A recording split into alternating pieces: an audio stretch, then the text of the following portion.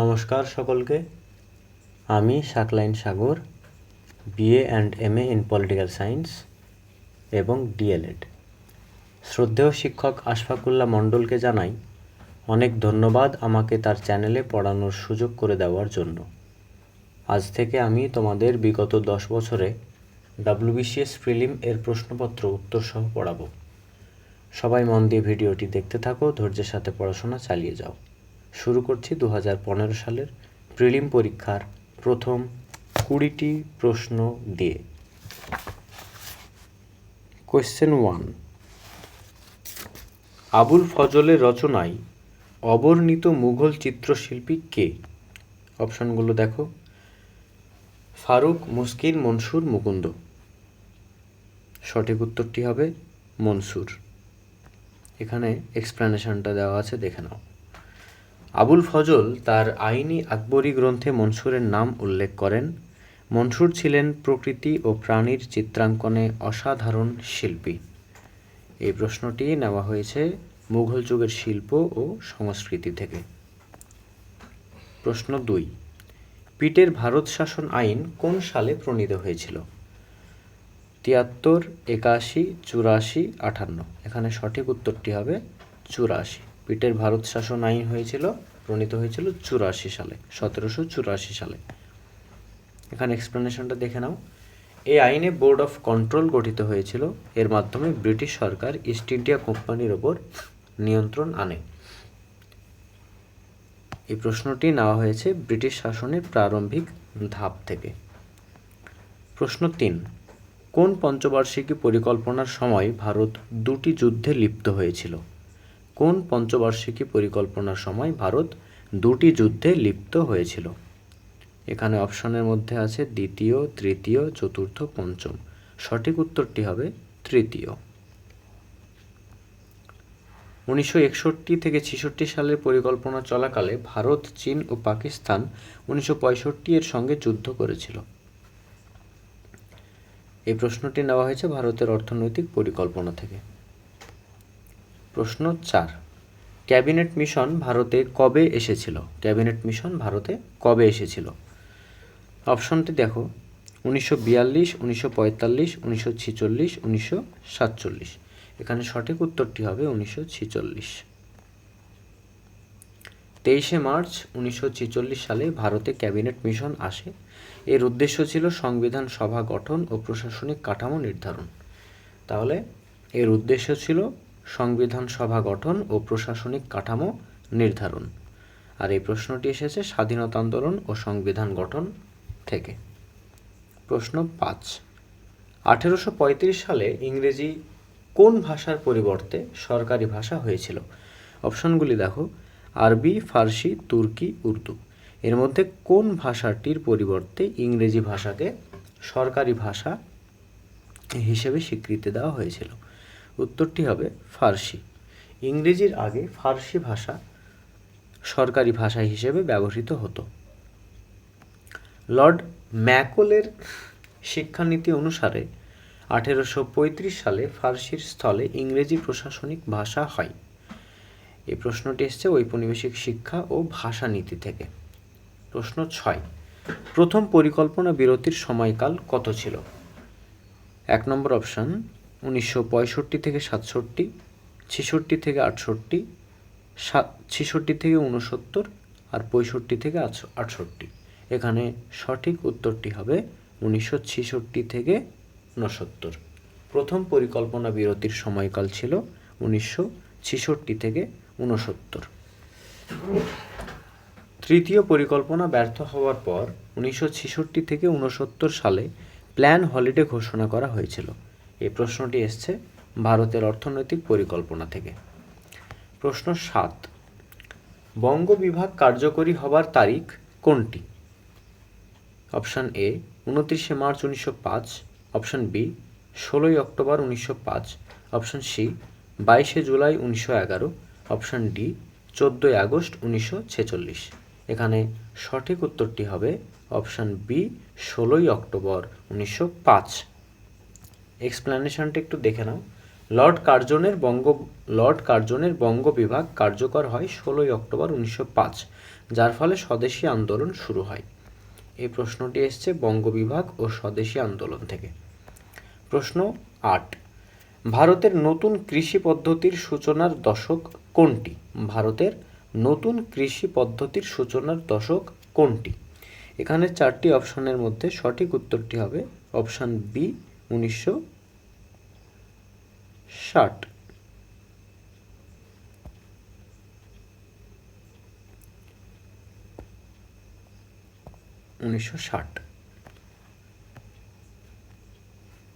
এক্সপ্লেনেশনটা দেখে নাও। 1960-এর দশকে সবুজ বিপ্লব শুরু হয়। HYV বীজ, সার, সেচ ও প্রযুক্তির ব্যবহারের মাধ্যমে কৃষি উন্নয়ন হয়। এই প্রশ্নটি এসছে ভারতের কৃষি বিপ্লব থেকে। প্রশ্ন 9, 1857 সালের বিদ্রোহে কোন অঞ্চলে প্রভাব পড়েনি? Option A Bangla, option B Punjab, option C Ayodhya, শেষের অপশনটি হচ্ছে সবকটি। এখানে সঠিক উত্তরটি হবে বাংলা। 1857 সালের বিদ্রোহে কোন অঞ্চলে প্রভাব পড়েনি? সঠিক উত্তরটি হবে বাংলা। এক্সপ্লেনেশনটা দেখে নাও। সিপাহী বিদ্রোহ প্রধানত উত্তর ও মধ্য ভারতে সীমাবদ্ধ ছিল, বাংলায় কোনো বড় প্রভাব পড়েনি। এই প্রশ্নটি এসছে 1857 সালের বিদ্রোহ থেকে। প্রশ্ন 10, গদর পার্টি কোথায় ও কবে গঠিত হয়েছিল? অপশন এ আমেরিকায় 1913, ইংল্যান্ডে 1917, ডেনমার্কে 1921 আর স্কটল্যান্ডে 1925। এখানে সঠিক উত্তরটি হবে গদর পার্টি প্রতিষ্ঠিত হয়েছিল কোথায় ও কবে? আমেরিকায় 1913 সালে। প্রবাসী ভারতীয়দের দ্বারা সান ফ্রান্সিসকোতে 1913 সালে গঠিত হয় গদর পার্টি। কাদের দ্বারা? প্রবাসী ভারতীয়দের দ্বারা।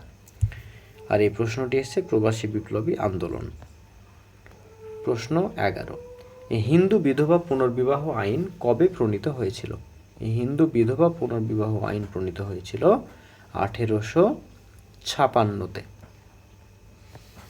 ঈশ্বরচন্দ্র বিদ্যাসাগরের উদ্যোগে 1856 সালে এই আইন পাশ হয়, যা হিন্দু বিধবাদের পুনর্বিবাহের আইনি অধিকার দেয়। এই প্রশ্নটি এসছে সামাজিক সংস্কার আন্দোলন থেকে। প্রশ্ন 12, অর্থনৈতিক বিশ্লেষণের জন্য অর্থনীতি কিভাবে ভাগ করা হয়? এখানে অপশনগুলি ভালো করে দেখো। কৃষি, শিল্প, যাতায়াত, কৃষি, শিল্প, সেবা, প্রাথমিক, মাধ্যমিক, সেবা, প্রাথমিক, শিল্প, যাতায়াত। এখানে সঠিক উত্তরটি হবে প্রাথমিক, মাধ্যমিক, সেবা। অর্থনৈতিক বিশ্লেষণে অর্থনীতি 3 খাতে ভাগ করা হয়। প্রাথমিক কৃষি, মাধ্যমিক শিল্প আর তৃতীয় হচ্ছে সেবা ক্ষেত্র। এই প্রশ্নটি এসছে অর্থনীতির গঠন ও খাত ভিত্তিক বিশ্লেষণ। প্রশ্ন 13, ভার্নাকুলার প্রেস অ্যাক্ট কে প্রণয়ন করেছিলেন? লর্ড লিটন, নাকি লর্ড ডালহৌসি, নাকি লর্ড ওয়েলেসলি, নাকি লর্ড কার্জন? এখানে সঠিক উত্তরটি হবে লর্ড লিটন। 1878 সালে লর্ড লিটন দেশীয় সংবাদপত্র নিয়ন্ত্রণের জন্য ভার্নাকুলার প্রেস অ্যাক্ট প্রণয়ন করেন। কিসের জন্য? দেশীয় সংবাদপত্র নিয়ন্ত্রণের জন্য ভার্নাকুলার প্রেস অ্যাক্ট প্রণয়ন করেন। আর এই প্রশ্নটি এসছে ব্রিটিশ দমন নীতি ও সংবাদপত্রের স্বাধীনতা থেকে। প্রশ্ন 14, কংগ্রেস 1907 সালের অধিবেশনে মতভেদ হয় কোন বিষয়ে? সত্যাগ্রহ, স্বরাজ, শিক্ষা, বয়কট। কংগ্রেস 1907 সালের অধিবেশনে মতভেদ হয় কোন বিষয়ে? এখানে সঠিক উত্তরটি হবে বয়কটের বিষয়ে। সুরাট অধিবেশনে নরমপন্থী ও চরমপন্থীদের মধ্যে বয়কট ও আন্দোলনের পদ্ধতি নিয়ে মতবিরোধ দেখা দেয়। এই প্রশ্নটি এসছে সুরাট স্প্লিট 1907। প্রশ্ন 15, ভোটদানের ন্যূনতম বয়স 21 থেকে 18 বছর করা হয় কোন দশকে? এখানে সঠিক উত্তরটি হবে 1980-র দশকে। অর্থাৎ ভোটদানের বয়স 21 থেকে 18 করা হয় 1980-এর দশকে। 1989 সালে 61তম সংবিধান সংশোধনের মাধ্যমে ভোটদানের বয়স 21 থেকে 18 করা হয়। আর এই প্রশ্নটি এসছে সংবিধান সংশোধন ও নির্বাচন ব্যবস্থা থেকে। প্রশ্ন 16, হোমরুল আন্দোলনের সঙ্গে সম্পর্কিত ছিলেন না কে? হোমরুল আন্দোলনের সঙ্গে সম্পর্কিত ছিলেন না কে? এখানে অপশান প্রথমে আছে Annie Besant, Tilak, M A Jinnah, Maulana Azad. সঠিক উত্তরটি হবে মৌলানা আজাদ। হোমরুল আন্দোলনে তিলক ও অ্যানি বেসান্ত নেতৃত্ব দেন, মৌলানা আজাদ এতে যুক্ত ছিলেন না। আচ্ছা, আর এই প্রশ্নটি এসছে হোমরুল মুভমেন্ট 1916 থেকে। প্রশ্ন 17, মুসলিম লীগ প্রতিষ্ঠিত হয় কবে? মুসলিম লীগ প্রতিষ্ঠিত হয়েছিল এই সালগুলির মধ্যে 1906 সালে। অল ইন্ডিয়া মুসলিম লীগ 30শে ডিসেম্বর 1906 সালে ঢাকায় নবাব সলিমুল্লাহর সভাপতিত্বে প্রতিষ্ঠিত হয়। অল ইন্ডিয়া মুসলিম লীগ 30শে সেপ্টেম্বর 1906 সালে ঢাকায় নবাব সলিমুল্লাহর সভাপতিত্বে প্রতিষ্ঠিত হয়। আর এই প্রশ্নটি এসছে মুসলিম লীগ ফরমেশন থেকে। প্রশ্ন 18, কেন্দ্র ও রাজ্যের কর বিভাজন বিষয়ে উপদেশ দেয় কোন প্রতিষ্ঠান? পরিকল্পনা কমিশন, নাকি অর্থ কমিশন, নাকি লোকসভা, নাকি রাজ্যসভা? এখানে সঠিক উত্তরটি হবে অর্থাৎ কেন্দ্র ও রাজ্যের কর বিভাজন বিষয়ে উপদেশ দেয় পরিকল্পনা কমিশন, নাকি অর্থ কমিশন, লোকসভা নাকি রাজ্যসভা? এখানে সঠিক উত্তর হবে অর্থ কমিশন। সংবিধানের 280 অনুচ্ছেদ অনুযায়ী অর্থ কমিশন কেন্দ্র ও রাজ্যের মধ্যে আয় বন্টন বিষয়ে পরামর্শ দেয়। অর্থ কমিশন কেন্দ্র ও রাজ্যের মধ্যে আয় বন্টন বিষয়ে পরামর্শ দেয়। আর এই প্রশ্নটি এসছে সেন্ট্রাল স্টেট ফিনান্সিয়াল রিলেশনস। প্রশ্ন 19, ভারতের সিভিল সার্ভিস কে শুরু করেছিলেন? ভারতের সিভিল সার্ভিস কে শুরু করেছিলেন? লর্ড হার্ডিঞ্জ, নাকি বেন্টিঙ্ক, নাকি হেস্টিংস, নাকি ডালহৌসি? শুরু করেছিলেন লর্ড হেস্টিংস। ওয়ারেন হেস্টিংস ভারতের সিভিল সার্ভিসের ভিত্তি স্থাপন করেন, যা পরবর্তীতে কর্নওয়ালিস সংস্কার করেন। আর এই প্রশ্নটি এসছে administrative reforms in British India. Administrative reforms in British India. এরপর শেষ প্রশ্ন 20 নম্বর প্রশ্ন, গ্রামীণ সমবায় ঋণ সংস্থা গ্রামে কাজ করে প্রাথমিক কৃষি ঋণ সংস্থা, নাকি গ্রামীণ কৃষি ঋণ সংস্থা, নাকি কৃষি ঋণ সংস্থা? আর অপশন ডি গ্রামীণ ব্যাংক। এখানে সঠিক উত্তরটি হবে গ্রামীণ কৃষি ঋণ সংস্থা। গ্রামীণ কৃষি ঋণ সংস্থা।